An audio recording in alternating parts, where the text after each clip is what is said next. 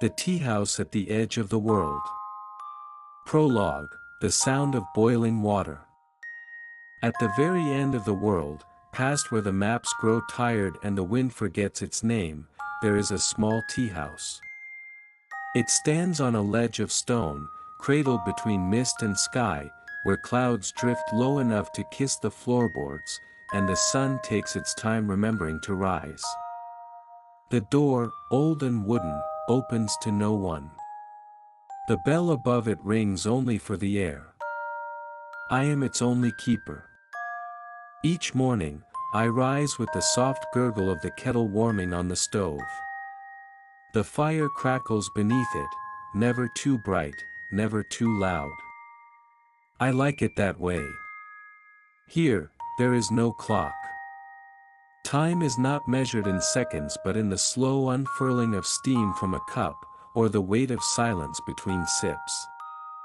The world beyond the windows is soft, a watercolor of drifting fog and gentle hills that never quite stay in the same place. No one comes. And yet, each day, I prepare the tables. Wipe them down with a cloth that still remembers sunlight. Lay out the menus, though the words on them shift when no one is looking. The chairs, each one different, wait patiently. One leans slightly forward, as if eager for a guest. Another rests back in lazy contemplation. I speak to them sometimes. They never answer. But I believe they listen. There are no roads here. No signs. Just the tea house and the edge, where the sky forgets where it begins. And me. I don't recall how I arrived. Not exactly. Only that one day, I was here. And I haven't left since. Boiling water sounds like the wind breathing. That's how this day begins. Like all the others. But something, just a whisper, feels a little different today. Chapter 1, The Cup Without a Guest. It was a morning like the others, wrapped in soft gray mist and the gentle hush of clouds brushing against the windows. The tea house, with its creaky beams and walls that sighed in the quiet, seemed to hum with a peace only solitude could provide. I stood behind the counter, fingers curled loosely around a porcelain cup, steam rising from within like a slow exhale. The scent was chamomile today, light, grassy, with just a whisper of honeyed calm. I hadn't chosen it. It had chosen itself. That's how things work here. The tea decides when it's ready. The water boils when the moment is right. And the chairs, though empty, seem to rearrange themselves in small ways, just enough to make you wonder if they remember the last person who sat there, or imagine someone who might. I placed the cup on the table by the window. The one with the curved legs and the embroidered cushion that always fluffed itself just a little too high. It was my favorite spot, if I were ever to sit down as a guest instead of a keeper. But the cup wasn't for me. It never was. It sat alone, wisps of steam curling into the stillness. No one would drink from it. Not today. Not tomorrow. But every morning, I made it just the same. There's something about the ritual that keeps the walls breathing, keeps the door hinges supple, keeps the bell above it from falling asleep completely. Outside the window, the landscape drifted. That's the only word I can think of, drifted. The hills moved like lazy whales beneath a sea of mist, slow and vast, never quite the same twice. A tree might appear one day and vanish the next. Sometimes, distant lights blinked across the horizon, as if stars had dropped closer to the earth just to peer inside. I leaned on the windowsill and watched the steam fade. It always reminded me of a thought that almost formed, a memory I could almost remember. Not painful. just elusive. I didn't mind the stillness. It was a kind sort of silence. Not empty, just full of waiting. There were books lining the shelves. Hundreds, maybe thousands. I hadn't read them all. Or perhaps I had and forgotten. Some had titles, others did not. Some whispered their stories when I walked past them, a word or two brushing my ears like a breeze. I never questioned it. There were clocks, too. None of them told time. Their hands moved, but not in unison, and not in circles. Some ticked backward, some not at all. One simply hummed softly, the sound almost like a lullaby. The world here didn't need time. It needed tea, and quiet, and the comfort of presence, even if that presence was invisible. The day drifted in gentle loops. I swept the floor, though there was no dust. I lit a candle that never burned down. I adjusted the napkins on a table no one had touched. The rhythm was soothing, like breathing with the walls. And always, that one cup sat by the window. I replaced it only when it cooled, pouring a new blend, letting the steam rise again. Sometimes, I imagined someone would walk through the door. Not with grand noise, not with drama, just a soft chime of the bell and the sound of footsteps. Perhaps a traveler in a long coat, their face hidden by a scarf, their hands cupped to the warmth. Or maybe an old woman with eyes like forgotten stars. Or a child holding a dream in their pocket. But they never came. Still, I imagined them. And I think the tea house did too. At sunset, or what passed for sunset in this ever-dreaming place, I lit the lanterns. They glowed with a light that didn't quite touch the floor, like fireflies hovering in place. The windows dimmed, not because of nightfall, but because they wanted to. I sat for a moment beside the cup. Just to listen. That's when I heard it. A sound I hadn't heard in, well, I didn't know how long. Not a voice. Not quite. Just a breath. A gentle inhalation, as though the walls themselves had remembered something. The cup on the table trembled. Not much. Just a ripple on its surface, like a leaf touching water. I leaned closer. My own breath slowed. The fire in the hearth flickered in rhythm.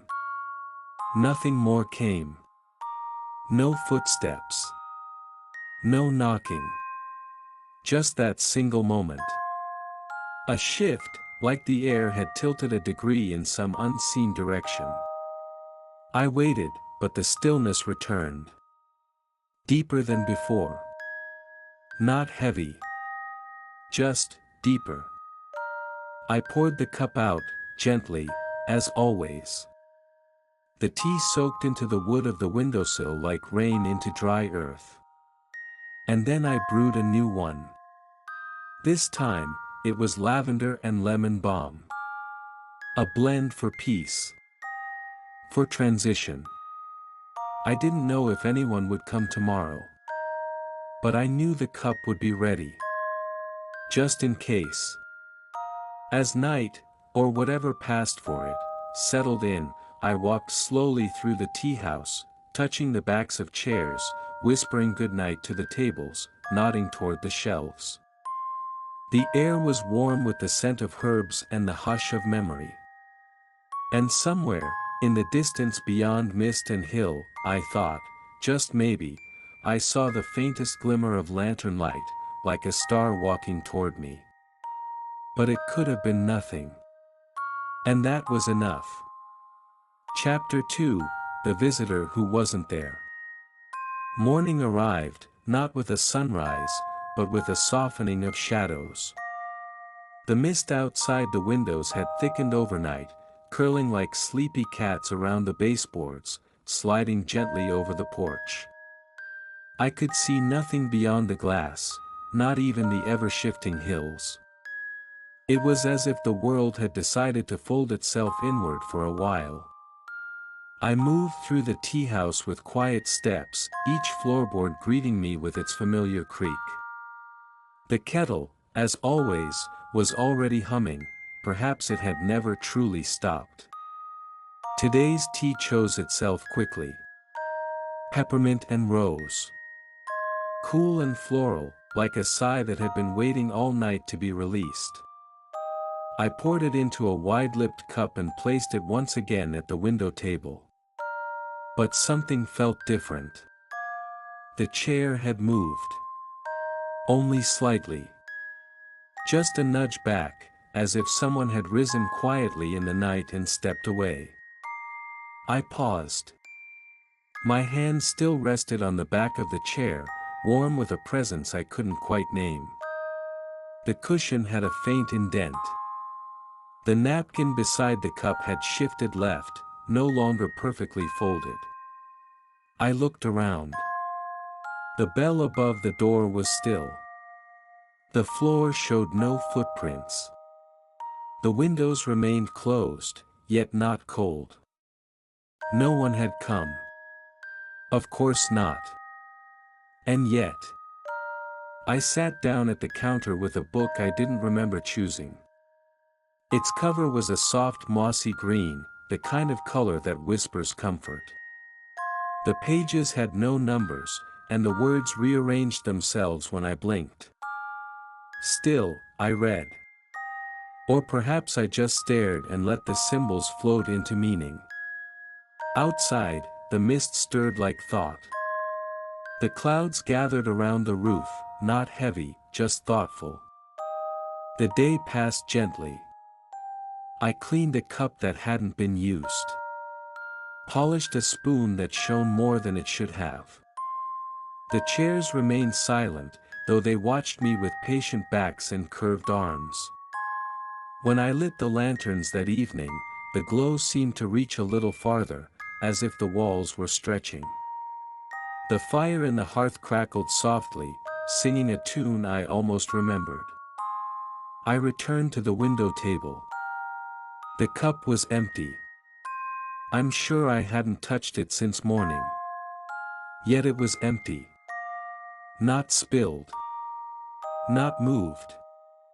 Just used. The scent of peppermint and rose lingered faintly, clinging to the rim. I didn't panic. That's not how things worked here. Instead, I touched the cup lightly, as one might touch the edge of a dream they weren't ready to wake from. No voice called out. No footsteps echoed in the hallway. But the silence felt warmer somehow, as though it had been shared. I cleared the cup. Washed it with care. And set it on the shelf beside the others, each one unique, each one waiting. That night, I sat by the fire with no book, no task. Just me and the flicker of flame and the rhythmic breath of the mist outside. I spoke aloud. Not much. Just a simple, "Thank you for coming." And though the room gave no reply, the warmth in my chest felt answered. Perhaps they had been here. Or perhaps they had never left. I didn't need proof. I had the scent of rose and peppermint. The shifted chair. The softened napkin. The kind of signs only this place could offer. When I went to bed, if you can call it bed in a place where time and sleep mean little, I left the lanterns on.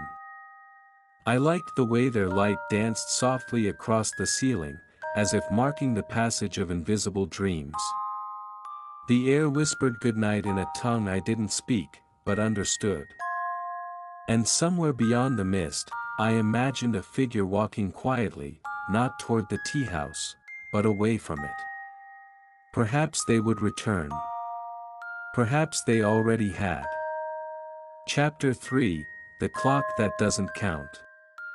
There is a clock above the hearth. It doesn't tick. It hangs there, quietly regal, its hands unmoving, its face a soft golden hue that catches the light in gentle waves. It has always been there, or at least, I think it has.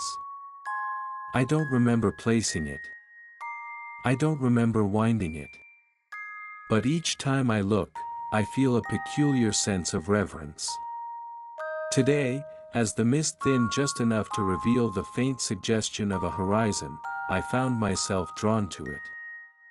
I stood before it, mug in hand, sipping something made from fennel and elderflower. It warmed the back of my throat and seemed to settle behind my eyes. The hands of the clock had not moved. Yet something about it felt different. I reached out, hesitant. Not to touch it, but to acknowledge it. As one might bow slightly to an old friend across the street. And as I did, a sound rang through the room. Not a chime. Not a bell. A breath. Long and slow, as if the air around the clock had remembered how to inhale. I waited. The fire flickered softly, casting brief shadows that stretched and then retreated like waves on a quiet shore. The clock's face didn't change. But the second hand, so often ignored, shivered. Just once. And then stilled again. That was enough. I stepped back, heart not racing, but aware. The kind of awareness that comes when something familiar speaks in an unfamiliar tone. The tea house watched me, I think. Not literally, but in the way that rooms do when they've noticed your shift in posture, the slight angle of your shoulders, the direction of your glance. I returned to the counter and pulled out a drawer. Inside, an old notebook waited. I hadn't opened it in years, maybe longer. Its pages were yellowed, its corners curled like sleeping cats. Inside were sketches. Not mine, I don't think. Or maybe they were. Lines of ink drawn without purpose, or perhaps with too much purpose for memory to hold. Teacups. Doors. Lamps with strange flames. And always, always the clock. In one sketch, its hands pointed to 7 and 3. In another, they floated off the face entirely, circling the page like fish in a bowl. In one drawing, it had no hands at all, just a spiral etched into its center. I ran my fingers along the page. The ink felt warm. Closing the book gently, I turned toward the hearth again. Still still. Still golden. Still breathing, in a way. The rest of the day passed in a rhythm so soft it could barely be called time. The kettle hissed, then fell silent. The chairs sighed in their way. I brewed a tea of ginger and apple blossom and left it on the middle table, one not usually used. And that's when I noticed the new chair. It wasn't mine. Not part of the original set. It was narrow, carved from dark wood, and had a single silver button sewn into the cushion. I touched it gently. It was warm. No one had come in. I was certain of it. The bell above the door hadn't stirred. The mist outside remained thick, the world quiet. But here it was. A chair. Waiting. Watching. I didn't sit in it. It didn't feel right to. Instead, I placed another cup on the table beside it. The steam curled upwards, looping in a shape I couldn't quite name. Beside the cup, I left a spoon. Just in case. The lanterns glowed a little earlier than usual that evening. Their light had grown softer over the past few days, as though they too were learning to listen rather than illuminate. When I passed by the clock again, its hands had shifted. Just a little. Not to any real time. Not to a number that mattered. But they had moved. And that was enough. I whispered to it, a quiet, "Thank you," before retreating to the far end of the tea house where the ceiling sloped down and the windows blinked slowly like eyelids nearing rest. As I sat in the small alcove, the wind outside danced with the curtains. And in that hush, I thought I heard the whisper again, not breath this time, but a voice I didn't recognize saying only, "I remember this place." It came from nowhere. And everywhere. And I nodded, not replying, but understanding. The clock didn't count hours. It counted memories. And tonight, it had counted one more. Chapter 4, The Postcard with No Address. It was tucked beneath the tea tray. I found it early in the morning, just after the fire had reawakened itself and before the mist outside had decided whether to stay or drift away. The tray, usually empty until I filled it, held something more today. A postcard. Its edges were worn, the color faded into the kind of gentle beige time favors. The image on the front was vague, perhaps a coastline, perhaps the silhouette of a city at twilight, perhaps nothing at all. It shimmered faintly, as if reluctant to settle into one shape. I turned it over. There was writing. Soft, slanted letters in deep violet ink. The handwriting was unfamiliar, but not foreign. It felt like something I'd seen once in a dream I didn't remember. The kind of script that makes you feel you've just missed something beautiful. The message was simple. You made the tea just right. I remembered the scent. There was no name. No signature. And no address. Not even a stamp. I held it in both hands, as though the weight of it might shift. As though it might hum or warm or vanish. But it stayed. Quiet. Present. The mist outside thickened, as if in response. The windows grew opaque with condensation, the world beyond retreating. I set the postcard on the counter. Not hidden. Not displayed. Just placed. I brewed jasmine and thyme, an unusual combination, but somehow appropriate. The kettle let out a sigh like the last note of a song, and I poured the blend into a ceramic mug with a crackled glaze. There was no one to serve it to. But I left it on the table with the silver-buttoned chair, and beside it, I placed the postcard. For a moment, the corner of the card curled upward, almost as if lifting to read. But it didn't move again. The hours, such as they are here, passed gently. I rearranged some of the books, though they resisted. They preferred their own order, pages beside stories they liked, spines pressed against kindred covers. I dusted a shelf that had no dust, watered a plant that drank light instead of water, and listened to the faint rhythm of a clock that didn't count time. The postcard remained. Its presence shifted the air. Not intrusively. Just enough to make the walls lean in slightly, as if listening. Late in the day, I noticed something new. A second postcard. This one sat on the shelf near the window, wedged between two books that had never liked being neighbors.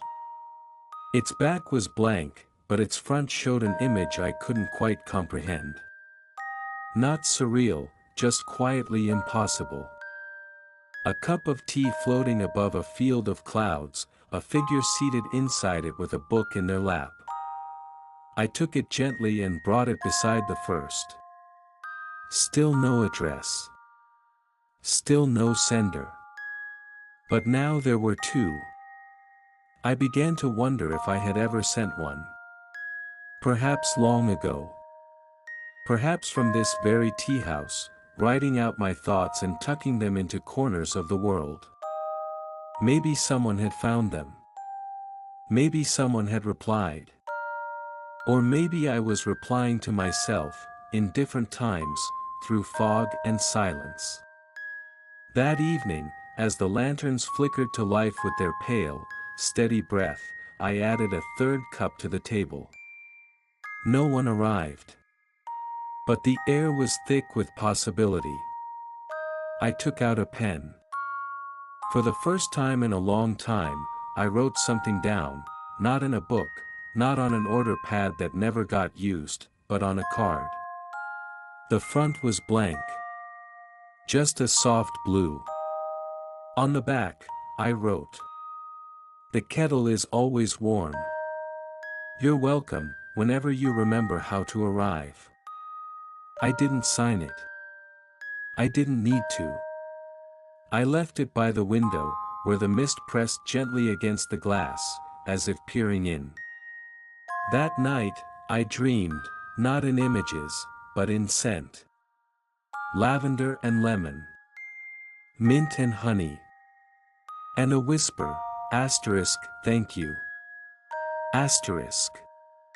When I awoke, or whatever one calls the shift between dreaming and this place, the third cup was empty.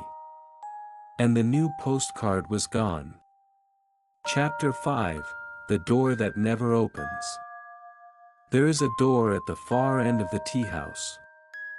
Not the front door, the one with the brass bell and gentle hinges that know how to welcome silence. Not the side door, which leads to the tiny garden where moss glows faintly in the dark and the herbs hum if you lean in close. No, this door is different. It's made of pale wood, untouched by time. The kind of wood that doesn't remember fingerprints or weather. Its surface is smooth, featureless, without knob or handle, without hinge or seam. It simply is. And it has never opened. Or perhaps, it opens always, just not in the way we expect. I didn't notice it for the first few days. Weeks? Years? It's hard to say. This place doesn't mark time in those terms. But when I finally saw it, truly saw it, it felt like something that had always been part of me. I stood before it this morning, drawn by a feeling I couldn't name. The mist outside had lifted briefly, revealing a sky the color of linen, soft and folded. A quiet breeze passed through the open windows, though nothing stirred. The door pulsed faintly, like breath beneath wood grain. I didn't knock. That seemed too loud. Instead, I placed my palm gently against it. Warm. Not like fire. More like the inside of a pocket that's held a hand for hours. Familiar. Human. No sound. No movement. And yet, I stayed.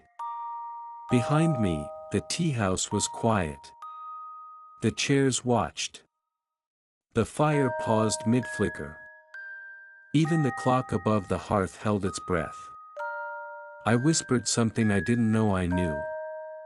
Not words, just the shape of wanting. The sensation of remembering a goodbye I never said.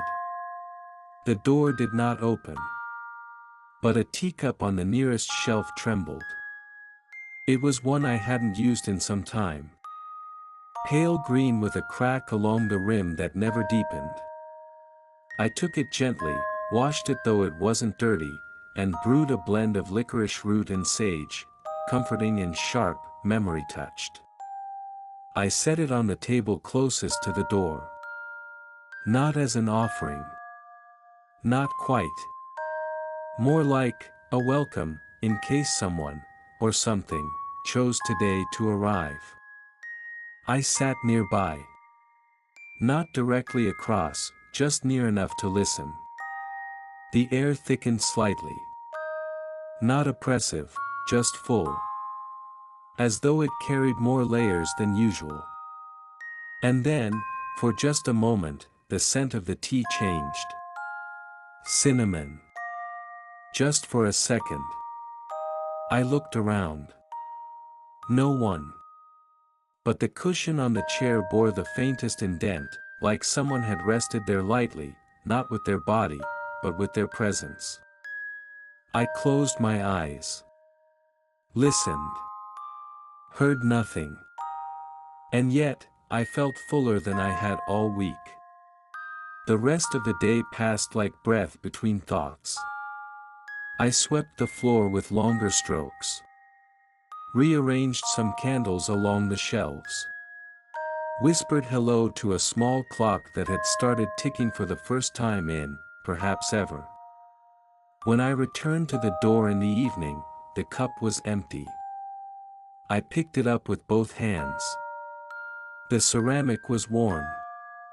The scent inside was not licorice, not sage, not cinnamon, but something entirely different. Something I knew but could never name. I smiled. Not because of certainty, but because of the deep comfort that comes from mystery that means no harm.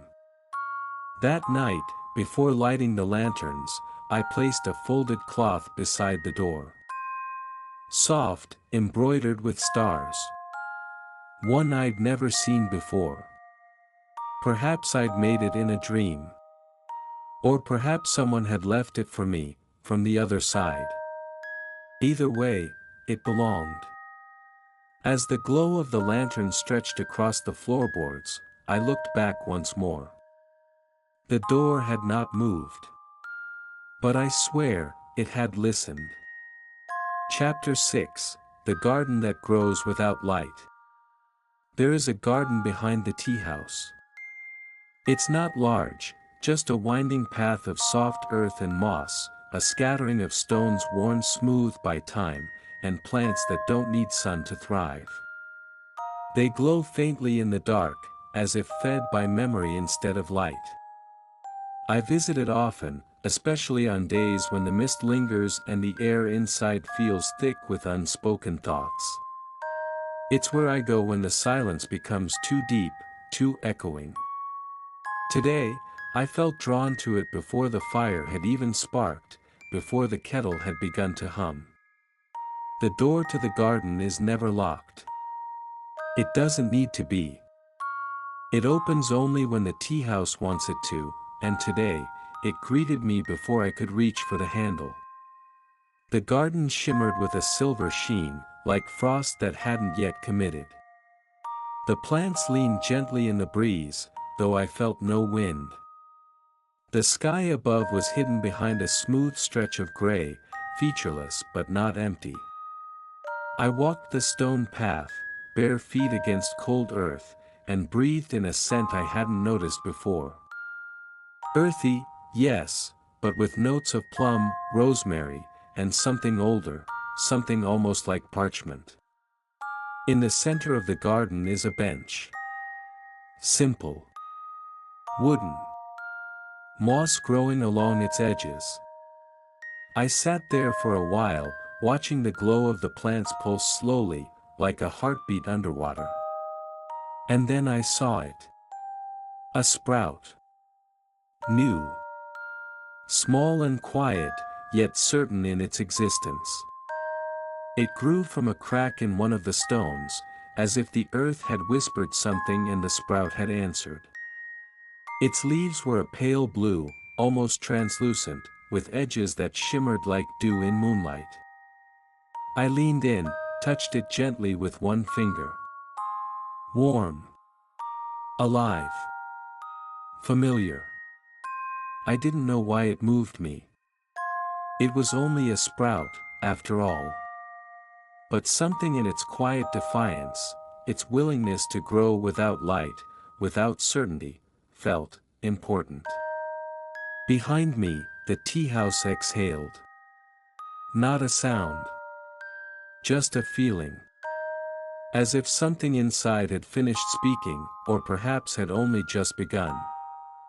I stayed in the garden longer than usual, letting time bend around me like the stems of the soft bell plants that curled toward the sound of my breath. When I returned inside, the fire had prepared itself. A cup waited for me on the counter. I hadn't brewed it, but it was warm in my hands. The taste? Chamomile, yes. But also lemon. And vanilla. And something more.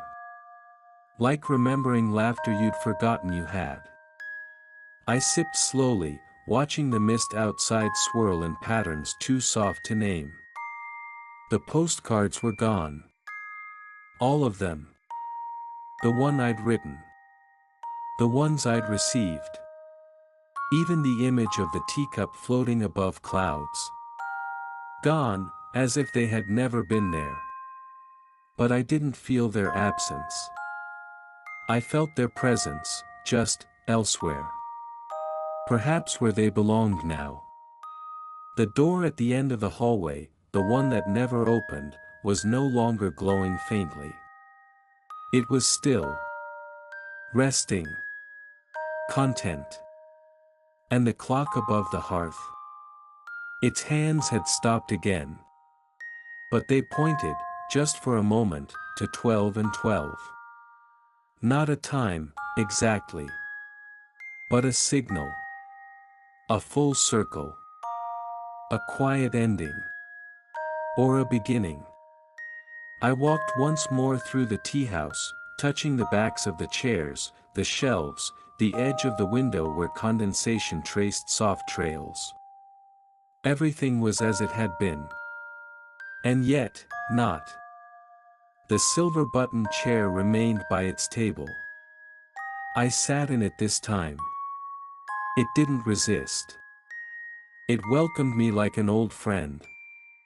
I held the cup in both hands, warm and steady. The tea house breathed with me.